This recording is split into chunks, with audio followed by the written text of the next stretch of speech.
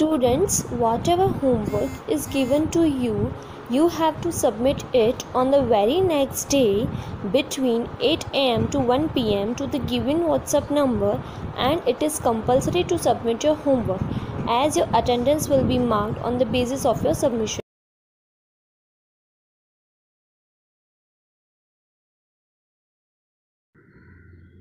पाठ 10 कठिन शब्द।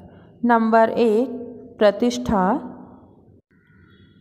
नंबर 2 बेढंगी, नंबर 3 खुराफाती, नंबर 4 आकर्षण, नंबर 5 सांगोपांग, नंबर 6 प्रकांड कोश, नंबर 7 क्रिमिनल, नंबर 8 सुशिक्षित, नंबर 9 म्यूजियम, नंबर 10 ऐतिहासिक, नंबर 11 मेजर डगलस, नंबर 12 संग्रह, नंबर 13 बिल्लौर, नंबर 14 पुष्ट, नंबर 15 अंतर्ध्यान। बच्चों, अब हम पाठ में आए मौखिक प्रश्नों के उत्तर समझते हैं। प्रश्न 1, लाला झाऊलाल का जी क्यों सनसनाया? उत्तर, जब झाऊलाल की पत्नी ने उनसे 250 रुपये की मांग की, यह सुनकर झाऊलाल का जी सनसनाया। प्रश्न 2, 5वें दिन झाऊलाल ने किससे और क्या विपदा सुनाई? उत्तर, 5वें दिन झाऊलाल ने अपने मित्र पंडित बिलवासी से 250 रुपये का प्रबंध करने की विपदा सुनाई। प्रश्न 3, आज झाऊलाल को अंग्रेजी के किस कोश का ज्ञान हुआ? उत्तर, झाऊलाल को अंग्रेजी भाषा में गालियों के प्रकांड कोश का ज्ञान हुआ। प्रश्न 4, पंडित बिलवासी ने लोटे के बारे में क्या बताया? उत्तर, पंडित बिलवासी ने लोटे के बारे में बताया कि यह अकबरी लोटा है। सम्राट अकबर इसी से वजू करते थे। सन 57 तक यह लोटा शाही घराने में था। बाद में यह लापता हो गया। पता नहीं यह लोटा इसके पास कैसे आया। बच्चों, अब हम लघु उत्तरीय प्रश्नों के उत्तर समझते हैं। प्रश्न 1, इस कहानी का शीर्षक कहाँ तक उचित है? उत्तर, इस कहानी का शीर्षक उचित है क्योंकि इस लोटे के नाम पर ही इसका महत्व बढ़ा और अंग्रेज ने मूर्ख बनकर इसे खरीद लिया। झाऊलाल को 500 रुपये भी मिल गए और पत्नी के सामने सिर नीचा भी नहीं करना पड़ा।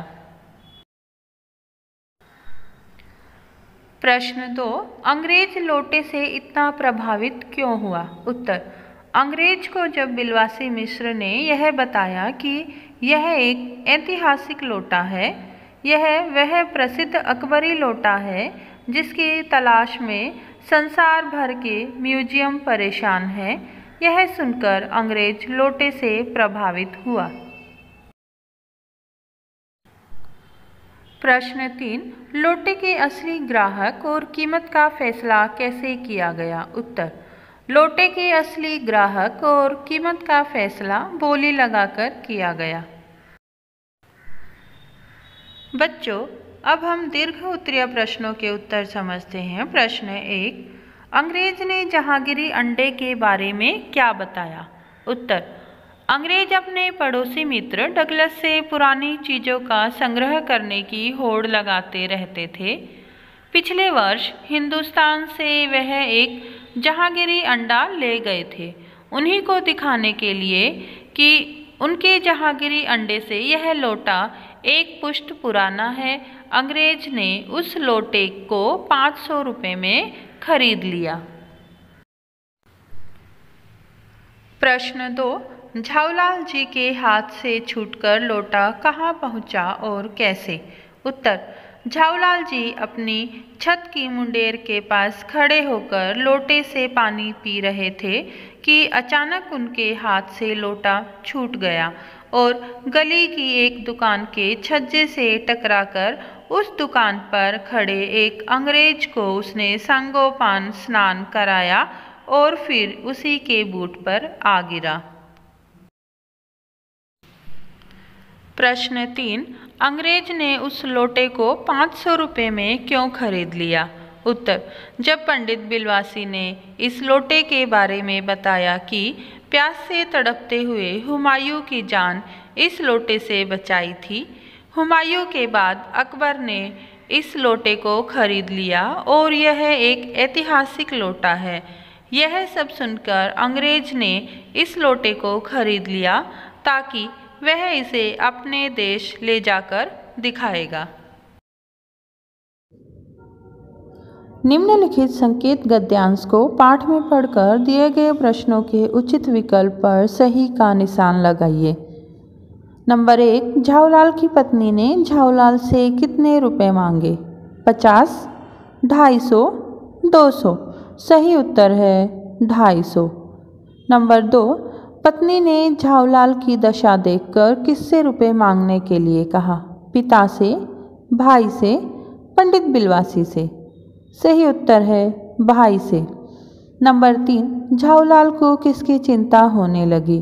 250 रुपये चले जाने की, रुपये का कोई प्रबंध न होने की या पत्नी द्वारा भाई से रुपये मांगने की?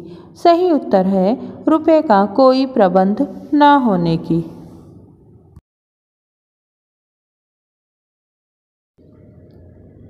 निम्नलिखित शब्दों के दो दो पर्यायवाची शब्द लिखिए। बादशाह, सम्राट, नरेश। आँख, नयन, नेत्र। पत्नी, भार्या, दारा। दिन, दिवस, वार।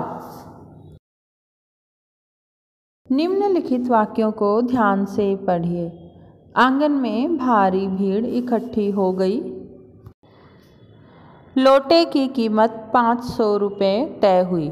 ऊपर लिखे वाक्यों में रेखांकित शब्द विशेषण हैं। जो शब्द संज्ञा और सर्वनाम की विशेषता बतलाते हैं उसे विशेषण कहते हैं तथा जिन शब्दों की विशेषता बताते हैं उन्हें विशेष्य कहते हैं। विशेषण विशेष्य के उचित मेल से भाषा में सुंदरता आती है। तो बच्चों, शब्द की जो विशेषता बताई जाती है उसे विशेषण कहते हैं और जिस शब्द की विशेषता बताई जा रही है उस शब्द को विशेष्य कहते हैं। विशेषण के 4 प्रमुख भेद होते हैं। गुणवाचक विशेषण, संख्यावाचक विशेषण, परिमाणवाचक विशेषण, संकेतवाचक विशेषण। गुणवाचक विशेषण ये किसी संज्ञा या सर्वनाम के गुण, दोष, रंग, रूप, स्थान, काल, दशा, दिशा आदि का ज्ञान कराते हैं। जैसे अच्छा, बुरा, मोटा, पतला, गंभीर, दयालु, क्रोधी, स्वस्थ, रोगी आदि। गुणवाचक विशेषण में किसी व्यक्ति की या किसी वस्तु की विशेषता बताई जाती है। जैसे व्यक्ति कैसा है, अच्छा है या बुरा है, व्यक्ति मोटा है या पतला है, गंभीर है, दयालु है, क्रोधी है, स्वस्थ है या फिर रोगी है। ये सब गुणवाचक विशेषण है। संख्यावाचक विशेषण ये विशेष्य की संख्या का बोध कराते हैं। इसके मुख्य 2 भेद हैं, निश्चित संख्यावाचक विशेषण, अनिश्चित संख्यावाचक विशेषण। निश्चित संख्यावाचक विशेषण इससे विशेष्य की निश्चित संख्या का पता चलता है। जैसे 1 दिन, 4 आदमी, 2 फूल आदि। इसमें निश्चित संख्यावाचक विशेषण में हमें किसी भी चीज़ की एक निश्चित संख्या के बारे में पता चलता है। जैसे 1 दिन बाद यह काम होने वाला है, 4 आदमी इस काम को कर रहे हैं, आंगन में 2 फूल खिले हुए हैं, ऐसे। और अनिश्चित संख्यावाचक विशेषण में इससे किसी निश्चित संख्या का ज्ञान नहीं होता। जैसे बहुत से बच्चे, कुछ फल आदि।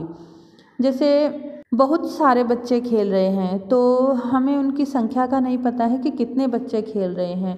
कुछ फल हैं, हमें ये नहीं पता कि कितने फल हैं, 2 फल हैं, 4 फल हैं। उसमें बताया गया है कि कुछ फल है। तो अनिश्चित संख्यावाचक विशेषण में हमें संख्या का निश्चित पता नहीं चलता है। परिमाणवाचक विशेषण जिस शब्द से वस्तु के माप तोल का बोध होता है उसे परिमाणवाचक विशेषण कहते हैं। जैसे 5 किलो दाल, 2 मीटर रस्सी, थोड़ा सा दूध, कुछ फल, 5 लीटर पेट्रोल आदि। परिमाणवाचक विशेषण के भी दो भेद होते हैं, निश्चित परिमाणवाचक विशेषण और निश्चित परिमाणवाचक विशेषण। निश्चित परिमाणवाचक विशेषण, इससे निश्चित परिमाण का बोध होता है, यानी कि हमें निश्चित माप का पता चलता है कि हमारे पास 5 किलो दाल है, 5 किलो चीनी है, 2 लीटर तेल है, 5 मीटर कोई चीज़ है, कोई कपड़ा है, या ऐसे हमें उसकी निश्चित परिमाण का पता चलता है कि हमारे पास इतने परिमाण में यह चीज़ है। और अनिश्चित परिमाण वाचक विशेषण में इसे किसी वस्तु या पदार्थ का निश्चित नाप तोल का ज्ञान नहीं होता है। जैसे कुछ लोग, हमें अच्छे से पता नहीं होता है कि कितनी संख्या में या कितने परिमाण में लोग हैं। कुछ लोग हमें यह नहीं बताया गया है कि कितने लोग हैं, लेकिन कुछ लोग। सार्वनामिक विशेषण, जो सर्वनाम शब्द अपने विशेष्य की ओर संकेत करें उन्हें संकेतवाचक अथवा सार्वनामिक विशेषण कहते हैं। जैसे यह पुस्तक राधा की है, यह कलम उठा लो। यह पुस्तक राधा की है तो यह किसकी ओर संकेत किया गया है? यह पुस्तक किसकी है? राधा की है। तो राधा क्या है? विशेष्य, संज्ञा। यह कलम उठा लो, यह कलम उठा लो, कि कलम की ओर संकेत किया गया है कि यह कलम उठा लो। यहाँ एक बात याद रखिए कि गुणवाचक विशेषण पता करने के लिए उस व्यक्ति या वस्तु के बारे में कैसा, कैसी या कैसे प्रश्न किए जाते हैं और उनसे जो उत्तर प्राप्त होते हैं वे गुणवाचक विशेषण होते हैं। जैसे राजा कैसा है? राजा वीर है, दयालु है, न्यायप्रिय है या क्रोधी है? ये सभी गुणवाचक विशेषण हैं। संख्यावाचक और परिमाणवाचक विशेषण ज्ञात करने के लिए कितना, कितनी या कितने प्रश्न किए जाते हैं कि कितने किलो है, कितने लीटर है, कितने मीटर है, ये सब क्वेश्चन किए जाते हैं। तो उनसे जो आंसर हमें मिलते हैं वो परिमाणवाचक विशेषण होते हैं। नीचे एक और विशेषण और दूसरी ओर विशेष्य दिए गए हैं, दोनों को मिलाकर सही जोड़े बनाइए और विशेषण के प्रकार भी लिखिए। पक्की, पक्की क्या है यहाँ पे? विशेषण। पक्की सड़क, सड़क क्या है? विशेष्य। सड़क कैसी है? पक्की। तो ये कौन सा विशेषण है? गुणवाचक विशेषण। लहलहाते, खेत, खेत कैसे हैं? लहलहाते। तो कौन सा विशेषण है? गुणवाचक विशेषण। गहरी, नदियाँ, नदियाँ कैसी हैं? गहरी हैं। कैसा है ये विशेषण? गुणवाचक विशेषण। कई, पत्थर, पत्थर कितने हैं? कई, उसकी संख्या का हमें पता नहीं है कि कितने पत्थर हैं, तो कौन सा विशेषण है? अनिश्चित संख्यावाचक विशेषण। बल खाती धूप, धूप कैसी है? बल खाती। तो कौन सा विशेषण है? गुणवाचक विशेषण। 250 रुपये, रुपये कितने हैं? 250। तो कौन सा विशेषण है? संख्यावाचक विशेषण, क्योंकि हमें एग्जैक्ट पता है कि 250 रुपये हैं। प्रसिद्ध अकबरी लोटा, अकबरी लोटा कैसा है? प्रसिद्ध है। तो कौन सा विशेषण है? गुणवाचक विशेषण। पुरानी मूर्तियाँ, मूर्तियाँ कैसी हैं? पुरानी। कैसा विशेषण है? गुणवाचक विशेषण। खतरनाक मुजरिम, मुजरिम कैसा है? खतरनाक। तो मुजरिम खतरनाक है तो कौन सा विशेषण है? गुणवाचक विशेषण। नीचे लिखी लोकोक्तियों का अर्थ समझकर उनका वाक्यों में प्रयोग कीजिए। नंबर 1, आम के आम, गुठली के दाम, दोगुना लाभ होना। नंबर 2, अकल बड़ी या भैंस, शरीर शक्तिशाली होने से अकल नहीं आती। नंबर 3, जिसकी लाठी उसकी भैंस, शक्तिशाली की विजय होती है। नंबर 4, खोदा पहाड़ निकली चूहिया, बहुत अधिक प्रयत्न करने पर भी लाभ कम होना। नंबर 5, घर का भेदी लंका ढाए, आपसी फूट के कारण भेद खोलना।